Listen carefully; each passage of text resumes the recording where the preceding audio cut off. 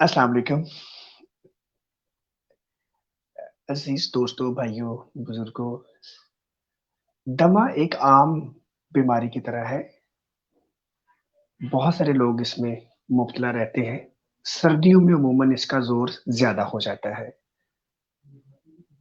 इसकी अमूमी क्या क्या अलामात हैं और किन किन चीजों से दमे का अटैक या दमे की अलामात में शिद्दत आ जाती है, और स्पायरोमीटरी क्या है, किस तरीके से सांस की ये दमे की बीमारी में मदद करती है, और कौन-कौन सी दवाइयाँ मुयस्सर हैं।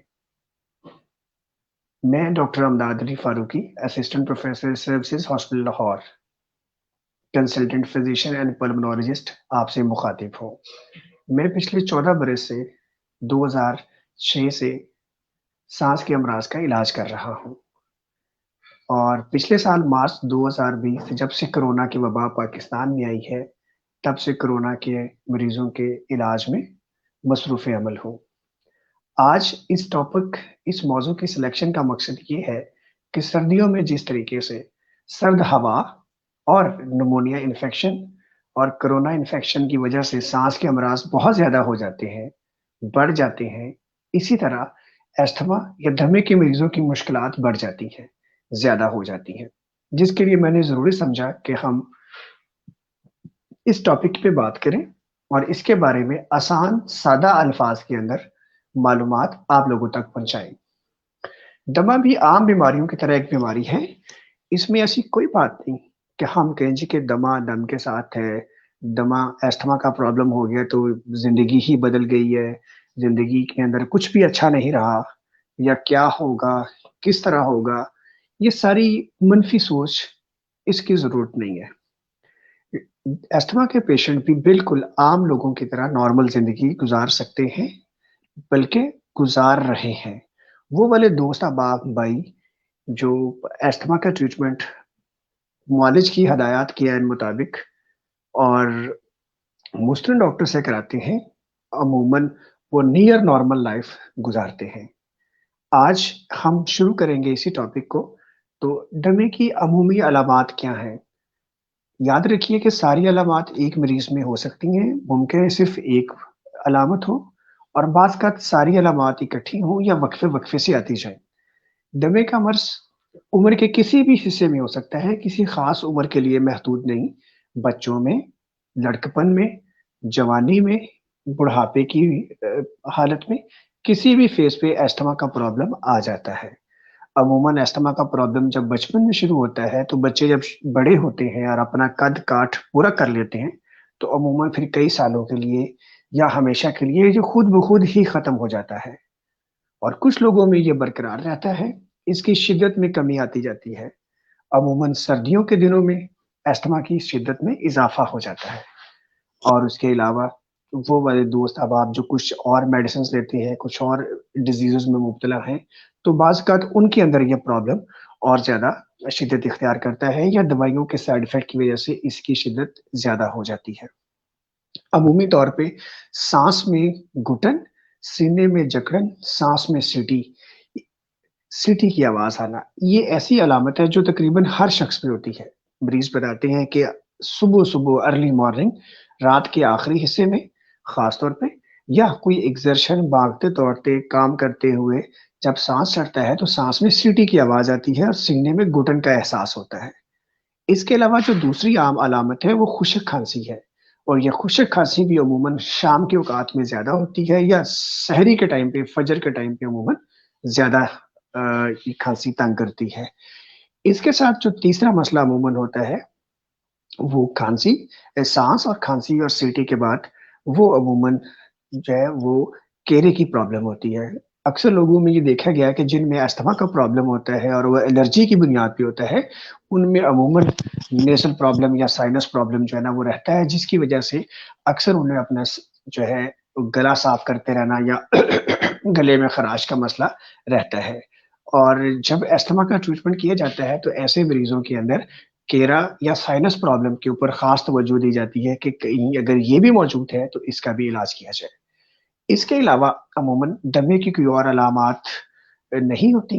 कुछ लोगों में जो है वो अमूमन यही 3 अलामात हैं कि साँस में सीटी आना, सीने में घुटन का एहसास होना और खुशक खाँसी आना।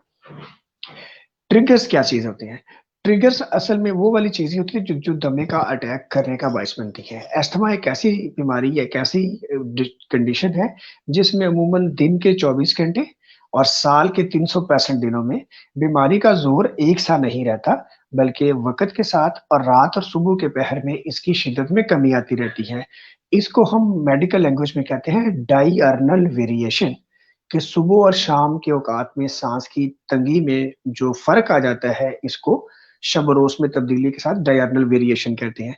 तो अस्थमा के प्रॉब्लम में, अस्थमा की बीमारी में अमूमन ये चीज़ बड़ी वाज़ेह होती है। मरीज़ खुद कहता है जी कि डॉक्टर साहब, दिन के टाइम पे ठीक रहता हूँ, शाम को या अर्ली मॉर्निंग मसला ज़्यादा होता है, या सर्दियों के महीने मुश्किल से गुज़रते हैं, गर्मियों में ठीक रहता हूँ, फिर जब कटाई का मौसम आता है, उस वक़्त मसला ज़्यादा होता है।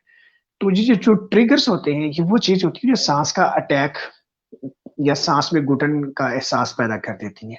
ट्रिगर्स आम तौर पे जो पॉलन का सीज़न होता है, मार्च-अप्रैल का महीना होता है, ये अस्थमा के पेशेंट्स के लिए बड़ी मुश्किल का टाइम होता है, जिसकी वजह हवा के अंदर बहुत सारे पॉलन्स होते हैं जो एलर्जी पैदा करते हैं और मरीज़ों को साँस का प्रॉब्लम, नेज़ल प्रॉब्लम, घेरे का प्रॉब्लम रहता है।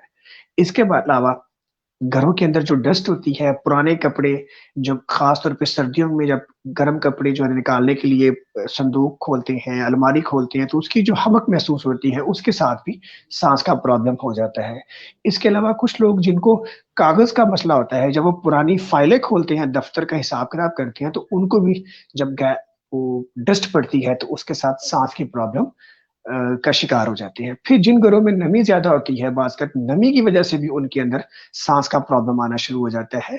तो ये भी एक वज़ह होती है जो कुछ लोगों में सीने में जलन, तेज़ाबियत एक ऐसी चीज़ होती है जिसकी वज़ह से मरीज़ के अंदर जो है ना तेज़ाबियत जो है ना सीने में आती है और वहाँ के साँस के रास्ते को टच करती है, जिससे उनको अस्थमा की अलामात वर्स हो जाती हैं, शदीद हो जाती हैं। इसके अलावा स्पाइसी फूड है और बाज़ लोगों को ख़ास एलर्जी होती है, जैसे मूँगफली से एलर्जी है, किसी ख़ास खुराक से एलर्जी है, अंडे से एलर्जी है। बाज़ ये चीज़ें भी होती हैं जो साँस में तकलीफ़ को, प्रॉब्लम को बढ़ा देती हैं। इन फैक्टर्स को कहते हैं ट्रिगर्स। जहाँ तक दमे का इलाज अद्वियात से करना होता है, उसके साथ-साथ रोज़मर्रा ज़िंदगी में इन चीज़ों की निशानदेही करना कि किन चीज़ों से अस्थमा का प्रॉब्लम ज़्यादा होता है, ट्रिगर कर जाता है, इनसे बचना, ये इलाज का दूसरा पहलू होता है। अमूमन अस्थमा की तशख़ीस जो है वो अलामात की बुनियाद पे और जब मरीज़ की छाती का जो को सुनते हैं स्टेथोस्कोप के साथ, तो उसमें साँस की आवाज़ आती है, सीटी की आवाज़ आती है और कई मरीज़ों में अगर वो खाँसते हैं तो खाँसने से सीटी की आवाज़ आती है जिससे तशख़ीस हो जाती है। लेकिन कुछ मरीज़ों के अंदर दमे की तशख़ीस के लिए स्पायरोमेट्री टेस्ट दरकार होता है और दमे की तशख़ीस में स्पायरोमेट्री का जहाँ तक किरदार है, उसके अलावा दमे की बीमारी या अस्थमा की बीमारी या फेफड़ों की ताकत को जज करने के लिए कि फेफड़ों में हल्की प्रॉब्लम है, दरमियानी प्रॉब्लम है, शदीद प्रॉब्लम है, इस प्रॉब्लम को भी चेक करने के लिए या कन्फर्म करने के लिए, असेस करने के लिए स्पायरोमेट्री का अपना किरदार है। स्पायरोमेट्री टेस्ट के ज़रिए हम साँस की नालियों की रुकावट का तयन करते हैं, फिर उसके मुताबिक मुनासिब दवाई तजवीज़ करते हैं, जो ना ज़्यादा हो, ना कम हो। जैसे एक दर्जी बिल्कुल जिस्म के नाप के मुताबिक कटिंग करके स्टिच करता है कपड़े को, ऐसे ही स्पायरोमेट्री हमें मदद देती है। स्पायरोमेट्री साँस के कंप्यूटर टेस्ट का नाम है, जिसकी डिस्क्रिप्शन और जिसकी फ़ोटोज़ इन्फॉर्मेशन आपको इंशाल्लाह इस वीडियो की डिस्क्रिप्शन में मिल जाएगी। अब हम आ जाते हैं कि अस्थमा का ट्रीटमेंट कैसे होता है। याद रखिए जब अस्थमा के ट्रीटमेंट की बात आती है तो 2 सूरत-ए-हाल बड़ी इम्पोर्टेंट है। नंबर 1 एक है अस्थमा का रूटीन में इलाज और नंबर 2 अस्थमा का अटैक के दौरान इलाज। अस्थमा का रूटीन में इलाज का मतलब ये होता है कि जो मरीज़ अपनी रोज़मर्रा ज़िंदगी में गुज़र रहा होता है, रोज़मर्रा ज़िंदगी में काम-खाम कर रहा होता है, साथ उसको जो सीने में घुटन, खाँसी या मसला आ रहा होता है, उन दिनों में जो आम इलाज है उसको रूटीन का इलाज कहते हैं। और जब खुदा न ख़ास्ता उसपे इन्फेक्शन आ जाए, दवाई छोड़ी हुई थी उस वजह से या किसी और तीसरी वजह से साँस का अटैक हो जाए और उसको इमरजेंसी में जाना पड़ जाए, हॉस्पिटल, क्लिनिक या दाखिल होना पड़ जाए, उस वक़्त जो इलाज होता है वो इमरजेंसी ट्रीटमेंट कहलाता है। तो आज हमारे इस वीडियो के अंदर हम सिर्फ़ कवर करेंगे रूटीन का इलाज, जो आम दिनों के दौरान में मरीज़ अपने घर में करता है। तो याद रखिए कि जो अस्थमा का ट्रीटमेंट है वो 2 असूलों पे मुश्तमिल है। नंबर 1 کہ ایسی دوائی استعمال کی جائے جس سے دمے کا اٹیک ہی نہ ہو. اس دوائی کو انگلش میں پریونٹیو اور اردو میں اٹیک سے روکنے والی دوائی کہتے ہیں. اس دوائی کے استعمال سے مریض اپنی روزمرہ زندگی میں فٹ رہتا ہے, سانس کا اٹیک ہونے ہی نہیں پاتا. اس پریونٹر دوائی کے زمرے میں بہت ساری جو ادویات آتی ہیں ان کے اندر انہیلرز ہیں, عرف عام کامبیویر انہیلر ہے, سیریٹائڈ انہیلر ہے, فاسٹر انہیلر ہے. یہ مختلف انہیلرز جو ہوتے ہیں یہ والے دمے کے اٹیک کو ہونے سے روکتے ہیں. اس کی بنیاد پہ یہ پریونٹیو دوائی کہلاتے ہیں. تو دمے کا پہلا اصول یہ ہے کہ ایسی دوائی ریگولر استعمال کرے کہ مریض کو اٹیک ہی نہ ہونے پائے. دوسرا علاج کا اصول یہ ہوتا ہے کہ اگر کسی وجہ سے انہیلر کے یا دوائی کے ریگولر استعمال سے, جو کہ دمے کے اٹیک کو بچانے کے لیے ہوتی ہے, پھر بھی اگر کسی مریض کو اٹیک ہو جاتا ہے تو پھر ایسی دوائی استعمال کی جائے جو اس وقت فوری اثر کرے اور مریض کے اندر اس علامات کو کنٹرول کر سکے. اس دوائی کو کہتے ہیں ریسکیو ٹریٹمنٹ یا ایمرجنسی ٹریٹمنٹ. ایمرجنسی صورتحال جب کبھی پیش آتی ہے تو اس میں پھر نیبولائزر والی دوائی, انجیکشن والی دوائی عام طور پہ استعمال کی جاتی ہے. اب ہم بات کریں گے پریونٹیو ٹریٹمنٹ خاص طور پہ. اچھا, ایستھما کے ٹریٹمنٹ کے اندر کون کون سی دوائیاں اور کس کس طریقے سے استعمال ہو سکتی ہیں اس پہ بات کر لیتے ہیں. تو ایستھما کے روٹین کے ٹریٹمنٹ کے اندر سب سے پہلی جو بیسٹ ٹریٹمنٹ ہے وہ انہیلر والی دوائی ہے. انہیلر والی دوائی ایسے ہی ہے جو ڈائریکٹلی منہ کے اندر انہیلر کو رکھتے ہیں اور اس کے ذریعے دوائی سیدھی لنگز میں چلی جاتی ہے. انہیلر کے بعد نیبولائزر والی دوائی آتی ہے. نیبولائزر چھوٹی سی ایک باکس ہوتا ہے جس کے ساتھ ٹیوب لگی ہوتی ہے اور ٹیوب کے ساتھ ایک ماسک ہوتا ہے جو چہرے پہ لگ جاتا ہے. اس کے اندر دوائی ڈالی جاتی ہے اور پھر اس کے ساتھ شو شو شو شو شو اس میں سے دھواں نکلتا ہے اور مریض ہوا کو اپنے ساتھ لے کے جاتا ہے تو ساتھ میں وہ دوائی جاتی ہے, مریض ٹھیک ہوتا ہے. اس کو نیبولائزر والی دوائی کہتے ہیں. اور تیسری فارم منہ کے راستے کھانے والے کیپسول یا ٹیبلٹس ہیں. اور چوتھے نمبر پہ دوائی جو انجیکشن فارم میں آ جاتی ہے. تو عام طور پہ روٹین میں ایستھما کے ٹریٹمنٹ کے اندر انہیلر والی دوائی, نیبولائزر والی دوائی اور کبھی کبھی کھانے والی دوائی استعمال ہوتی ہے. انجیکشن والی دوائی عمومی طور پہ ایمرجنسی علاج میں استعمال ہوتی ہے. جب ہم انہیلرز کی بات کرتے ہیں تو انہیلر ایستھما کا بیسٹ ٹریٹمنٹ ہے. انہیلر کو استعمال کرنا بڑا ٹیکنیکل ہوتا ہے. یہ عام گولی اور ٹیبلٹ کھانے سے مختلف ہوتا ہے. انشاءاللہ اس کے بارے میں علیحدہ سے میں آپ لوگوں کو رہنمائی کروں گا. اب ہم بات کرتے ہیں انہیلر کتنی قسم کے ہیں. پاکستان میں جو میسر انہیلرز ہیں وہ دو کیٹیگریز ہیں.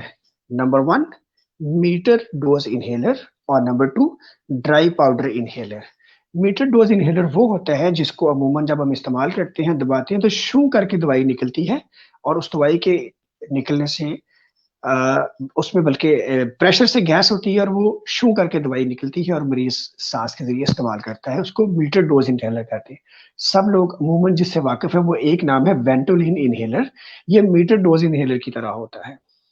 جبکہ ڈرائی پاؤڈر انہیلر دوسری فارم ہے جو کہ کیپسول فارم میں ہوتی ہے دوائی, اور کیپسول ایک ڈیوائس کے اندر لگاتے ہیں, ڈیوائس کے اندر لگا کے اس کو سانس کے ذریعے کھینچتے ہیں. اور ڈرائی پاؤڈر انہیلر جیسے کہ نام سے ظاہر ہے اس میں خشک پاؤڈر ہوتا ہے جو مریض خود اپنے سانس کے ذریعے اپنے لنگس میں لے کے جاتا ہے. اس کی بھی کون سی قسمیں ہیں, کیا طریقہ استعمال کی, اس کے لیے علیحدہ سے ہماری ویڈیو موجود ہے جس میں ہم نے ڈرائی پاؤڈر انہیلر اور اس کے ساتھ میٹر ڈوز انہیلر کو استعمال کا طریقہ الگ سے ایکسپلین کیا ہوا ہے. یہاں تک ہم نے جتنی گفتگو کی ہے اس میں ہم نے ڈسکس کیا ہے کہ ایستھما کی کیا علامات ہیں, ٹریگرز کیا چیز ہوتی ہیں, ایستھما کا علاج کس طریقے سے ہوتا ہے, علاج کے بنیادی اصول کیا ہے, اور علاج میں استعمال ہونے والی ادویات کس کس طرح سے استعمال ہو سکتی ہیں, اور خاص طور پہ ہم نے تھوڑی سی گفتگو کر لی انہیلرز کے بارے میں. اب آپ کے کوئی اور اگر کویسچنس ہوں اس حوالے سے تو آپ ویڈیو کمنٹس کے اندر یا ہماری ٹیم کے کانٹیکٹ نمبرز کے اوپر ہم سے پوچھ سکتے ہیں. اگلے پروگرام تک کے لیے مجھے اجازت دیجیے. اپنا بہت سارا خیال رکھیے. اللہ ہم سب کا حامی و ناصر ہو. فی امان اللہ. خدا حافظ.